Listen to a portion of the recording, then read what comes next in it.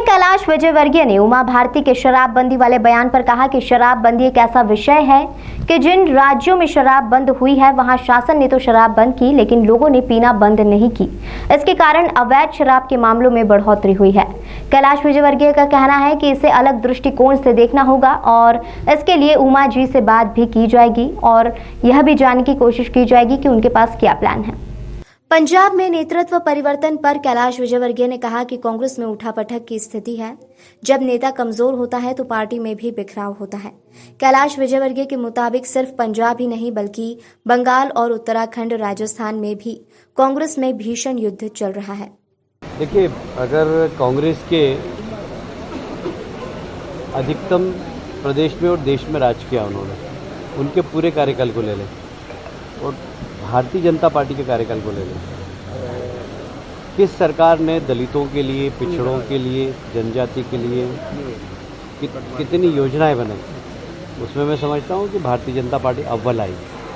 सबसे ज़्यादा पिछड़े वर्ग के लिए, दलितों के लिए, आर्थिक रूप से कमज़ोर वर्ग के लिए, अनुसूचित जाति, जनजाति के लिए जितनी योजनाएं बनी हैं, अधिकांश भारतीय जनता पार्टी के शासन में बनी है और हमने ही इस वर्ग के बारे में हमेशा विचार किया, चिंतन किया और उनके विकास की योजनाएं बनाई। उमा भारती जी ने एक बार शराबबंदी को, ऐसा है कि बंगाल में भारतीय जनता पार्टी के साथ रह के काम करना एक साहस की ज़रूरत पड़ती है, क्योंकि वहाँ पर इतने सारे केस लाद दिए जाते हैं, इतने सारे झूठे मुकदमे लगा दिए जाते हैं कि आदमी परेशान हो जाता है। जैसे मुकुल रायसर का आदमी 60 केस लगा दिए तो डर के और वापस चले गए।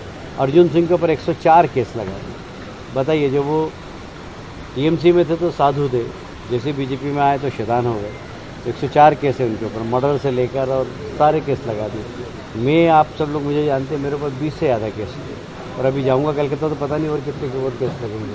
इसलिए पुलिस, लॉ एंड ऑर्डर, इसके प्रेशर के माध्यम से जो सहन कर पाता है वो विरोध में रहता है, जो नहीं सहन कर पाता है फिर मैं इस पर अभी कोई टिप्पणी नहीं करूँगा और एक बार उमा जी से बात भी करूँगा, क्योंकि शराबबंदी एक ऐसा विषय है कि हमने जिन राज्यों में शराबबंदी हुई है वहाँ शासन ने तो शराबबंदी कर दी पर लोगों ने शराब पीना बंद नहीं किया, तो अवैध शराब पनप रही। तो बहुत सारे इसके एक अलग दृष्टिकोण से भी इसको देखना पड़ेगा, इसलिए मैं इसके ऊपर कोई टिप्पणी नहीं करूँगा। एक बार उमा जी से बात करेंगे कि उनके दिमाग में क्या प्लान है और फिर उसके बाद इसके ऊपर। दिग्विजय सिंह जी का 10 बार अपमान हो गया, कांग्रेस ने कर दिया, वो बीजेपी में आए क्या?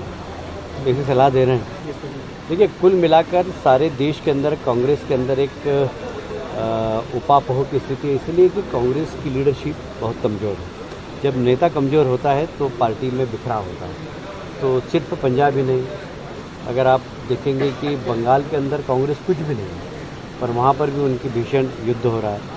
यदि आप उत्तराखंड जाएंगे वहाँ पर बहुत भीषण युद्ध हो रहा है। आप यदि राजस्थान जाएंगे वहाँ पर भीषण युद्ध हो रहा है।